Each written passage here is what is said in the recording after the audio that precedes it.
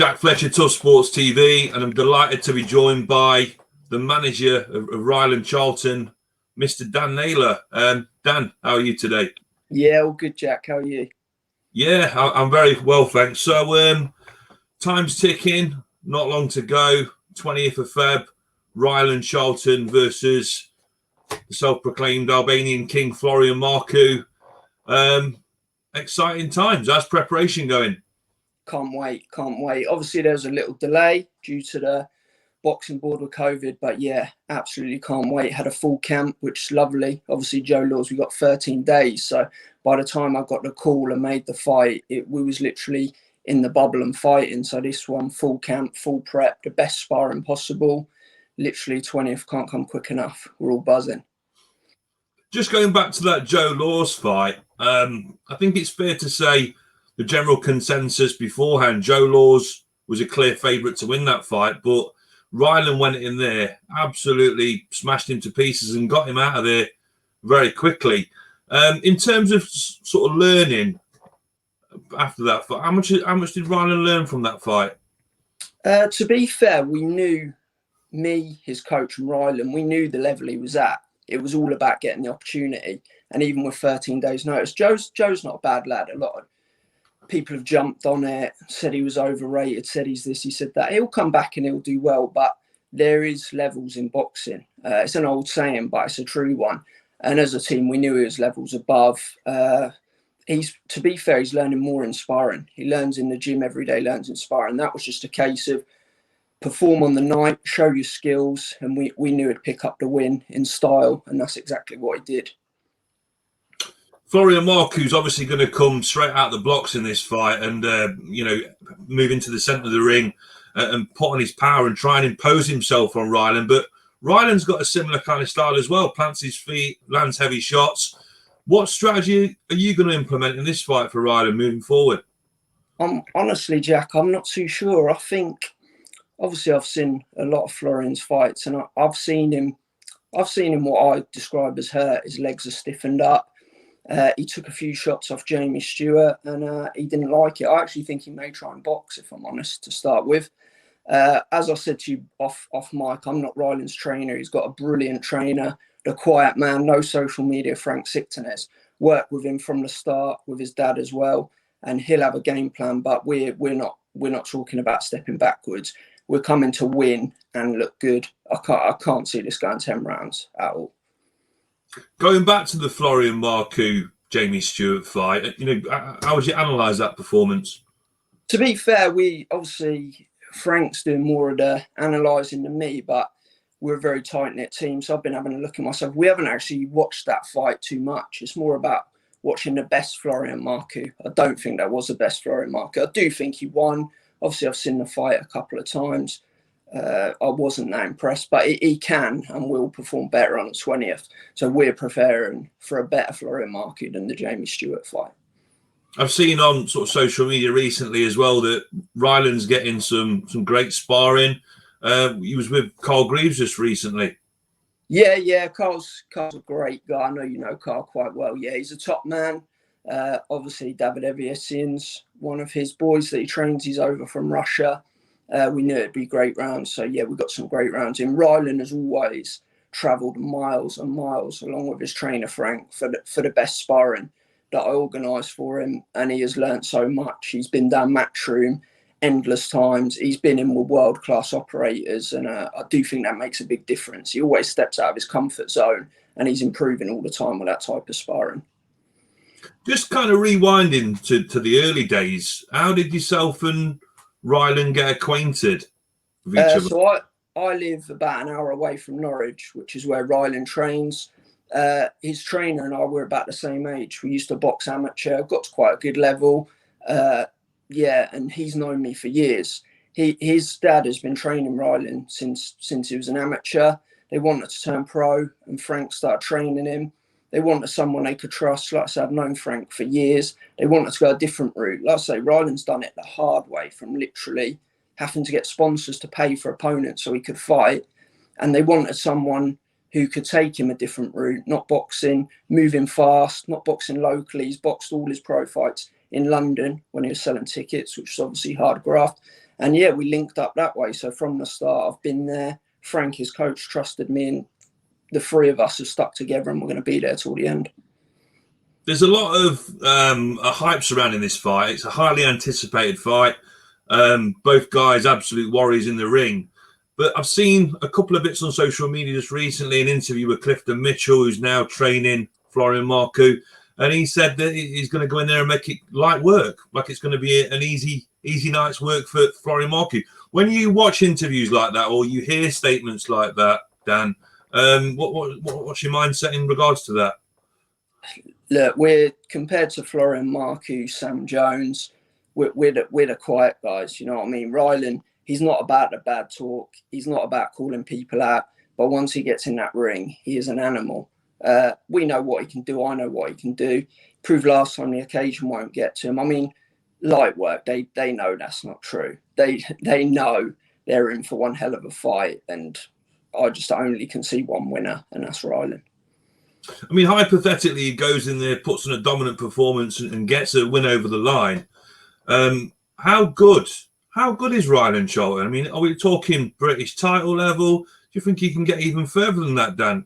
Yeah, I mean, the thing is, he done well against Laws, obviously, but he did take him out in fashion. But if you're a boxing analyst and really look at that fight, he does little things with his feet, his head, and people aren't giving him credit for that. I think they just think he's a come forward, I'm going to lump you, you lump me, let's have a fight.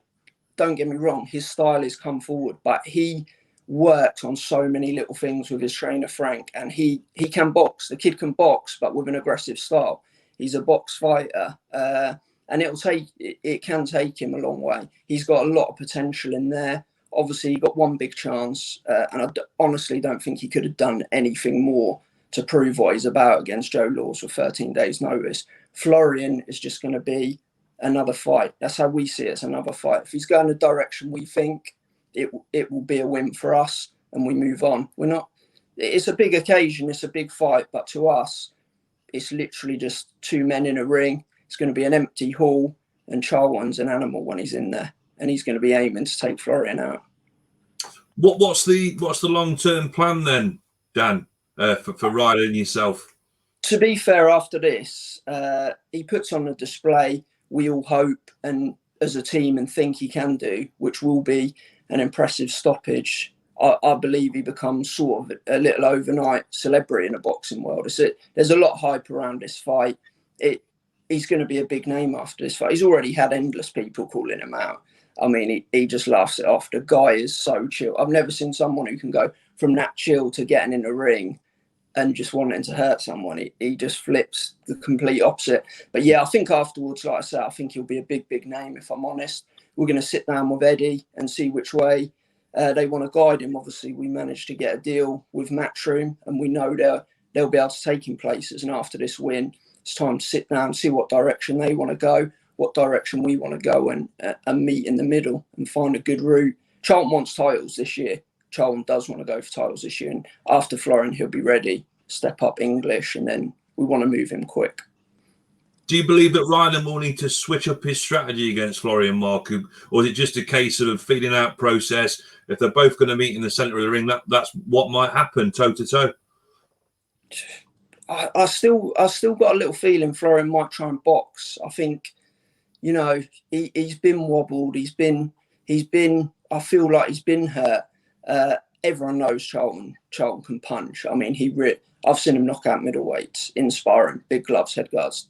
The guy can seriously punch.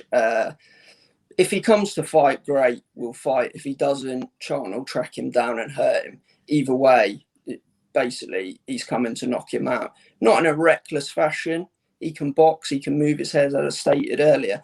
And I think we'll see Charlton's skills, because Florian's a tough guy. I'm not playing down Florian Marku. He's a tough man, and he is a man. He's 28 years old.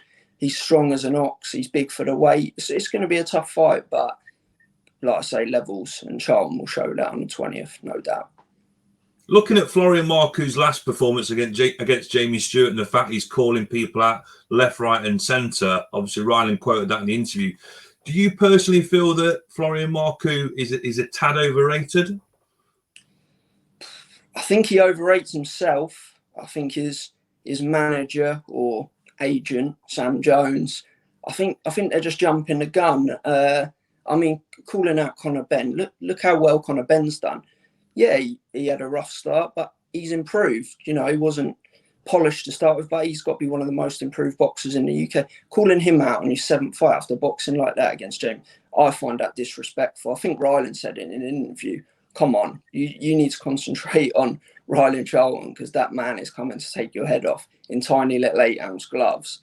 I do think it's disrespectful, and I do think him and his manager Jones are already looking past this fight and calling out names which I don't even think they could get in the ring and spar these guys, let alone beat them in a 10, 12-round fight. That's my honest opinion on that. Do you think the fact that the pressure is on Florian to perform and there's no pressure on Rylan to get in there and get the job done, that works definitely in your advantage then? Yeah, I mean, Charlton, like I said, he's the most chill guy, but you get him in that ring, he wants to take your head off. He's not bothered by any social media, but I'm on top of it. I keep a lookout. I mean, Florian's trying to say he's the underdog. I don't know if that is he mentally already beaten saying things like that. The pressure is all on Florian. He's been signed by Matchroom as well. Are they impressed with the Jamie Stewart fight? Of course they're not. The guy had 3 days' notice. He can box at 10 stone. Wasn't a good spate. He won. Don't get me wrong. He won that fight. But it was a bad display. You know, he has got the pressure on him. He's got to win and look good doing it. And I do feel like he's feeling the pressure. Said in an interview recently, they like me because I sell tickets. And that's 100% true. But they like Rylan because he can punch and take people's heads off. There's a big difference there. And he'll find out the hard way on the 20th.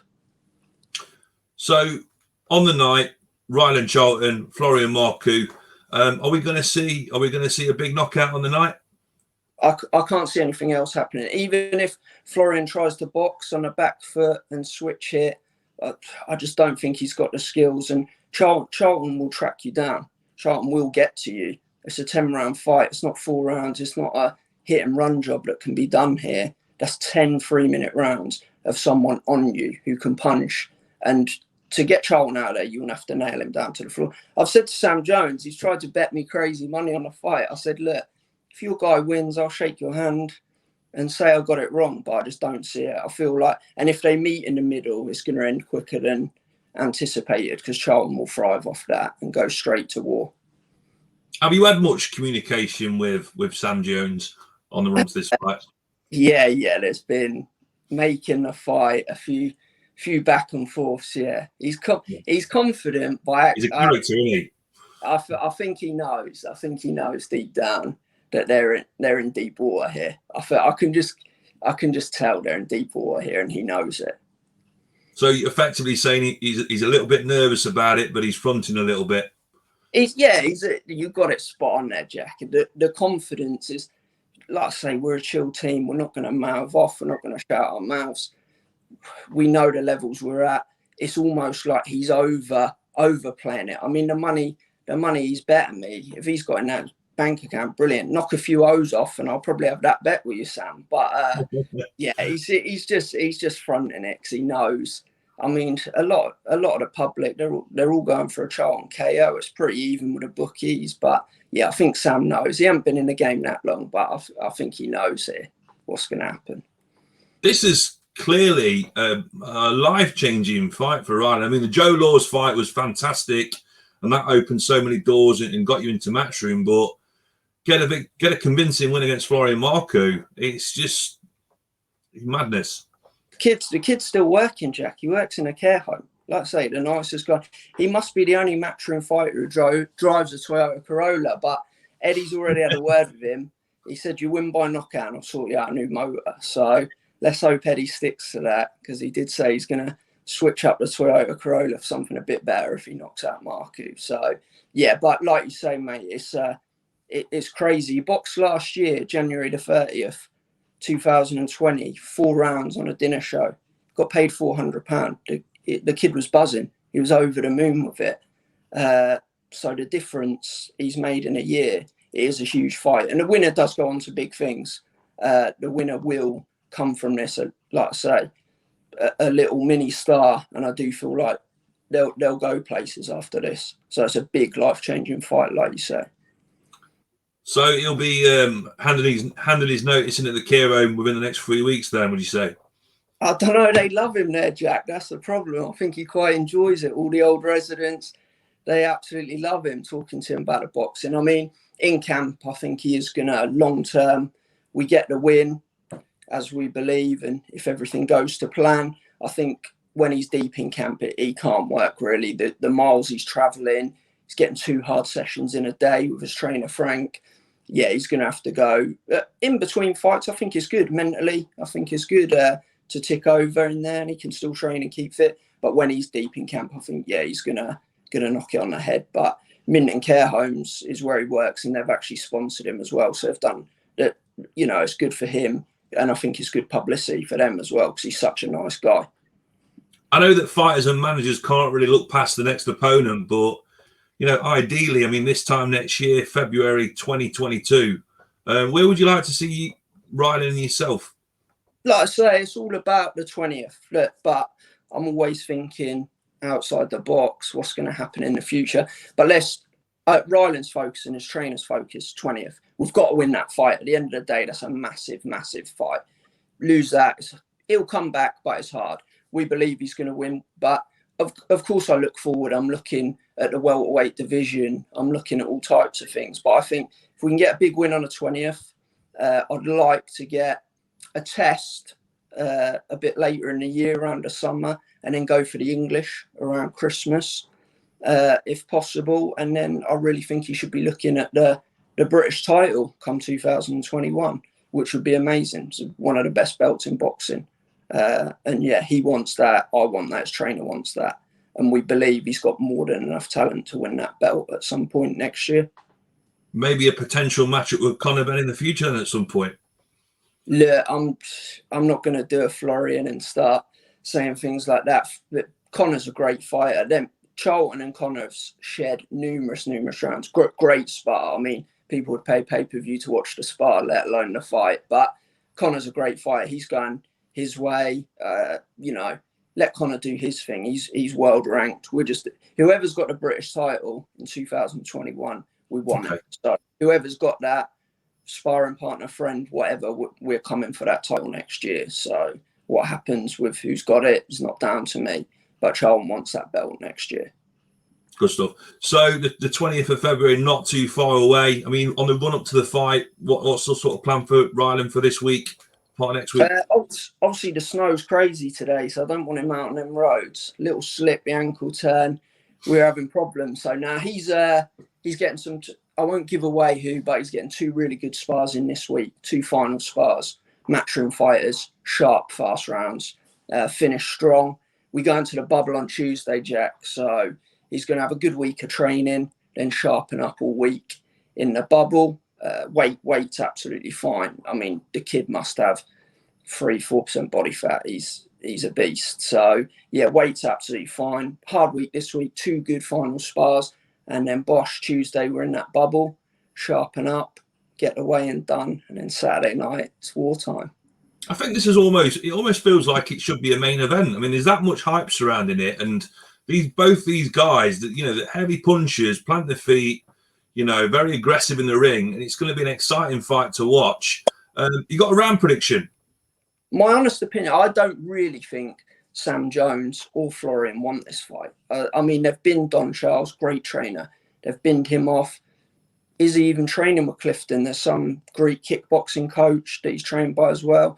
They've changed everything around because I feel like they're panicking. It's a huge fight. The public love this fight. And I feel like they were told, you've got to take this fight. Because the public, everyone was calling for it. They just want this fight. They know, I just can't see it not being exciting. So they want it. As in terms of rounds, Charlton will break him down at some point and stop him. If Florian comes out and meets him head in the middle, he says, he's this warrior, he's this whatever. If he wants to come and have a fight, brilliant. It'll end early.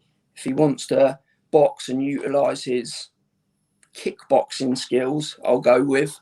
Then we'll just break him down a bit later. But for me, my lucky number's 5. I'm going 5, but we'll see. Good stuff. Dan, it's been absolutely fantastic talking to you today. Have you got any sort of final words? Do you want to thank any sponsors at all? Charlton's got so many sponsors and they have kept him in the game. I said earlier, sometimes the sponsors have paid for him to actually have the fight when he was coming up. So he'll mention all them in the run up to the fight. But yeah, they've done so much for him. We've just got some new ones on board as well. Yeah, really, really great that they're coming on. And yeah, just like I say, I hope everyone enjoys the fight. I'm sure they will. I think everyone's taken to Rylan. He is genuinely such a nice guy, which is weird for some boxers. Yeah, and I just hope everyone tunes in on the 20th because it is going to be fireworks. And the main event, I mean, what a main event to follow. I think is a really good little card, top to bottom, actually. And Florian Marku won't disappoint. I just can't see it, Jack. Good stuff. Dan, it's been great talking to you today. Thanks for coming on to Tough Sports TV. And hopefully we can catch up after the fight. Yeah, definitely, Jack. Thanks for today. All the best, mate. And I'll speak to you soon. Thanks, mate. Bye-bye. Peace.